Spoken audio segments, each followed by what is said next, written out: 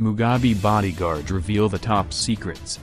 News 24, a South African news website has reported that one of President Robert Mugabe's former bodyguards has claimed that the 91-year-old leader was worse than colonial ruler Ian Smith.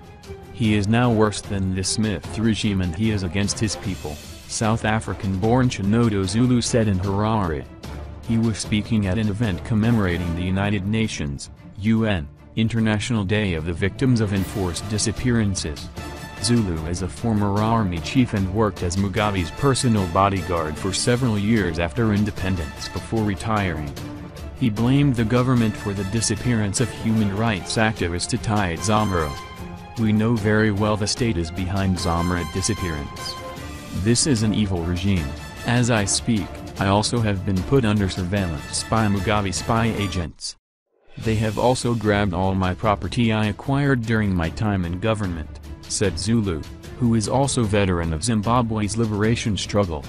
Meanwhile, in April this year, Central Intelligence Organization sources revealed to a UK-based newspaper, The Zimbabwean, that their officers, together with the army, were responsible for the disappearance of Atai Zamaro, a journalist and civil rights activist who was abducted on March 9 this year. Zamaro, sources say, was initially snatched by CIO officers from Glenview where he was having a haircut and taken to Goromanzi, the site of a CIO base where scores of opposition supporters and individuals deemed to be a threat by the ZANU-PF government have been detained, tortured and sometimes killed. The government inherited the detention center from colonial Rhodesia, which used it to persecute freedom fighters and those helping them. Initially, he was taken because they wanted to interrogate him about a demonstration he was planning for Africa Unity Square, said the source. A month later, in May this year, another UK-based news website, The Telescope, reported that a defected security operative, who left the country that same month, and is now in Namibia, said Zamara's life has been spared following the attention, pressure and international condemnation President Robert Mugabe's government has faced over his abduction.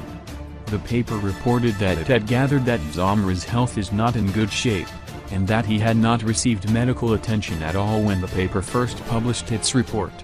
Zamaro had started a campaign dubbed Occupy Africa Unity Square, aimed at forcing Mugabe to call it a day, but was viciously thwarted by suspected security and military agents, who are believed to have caused his disappearance, in a preemptive bid to foil Zimbabweans from the movement, which authorities feared could mimic the Arab Spring.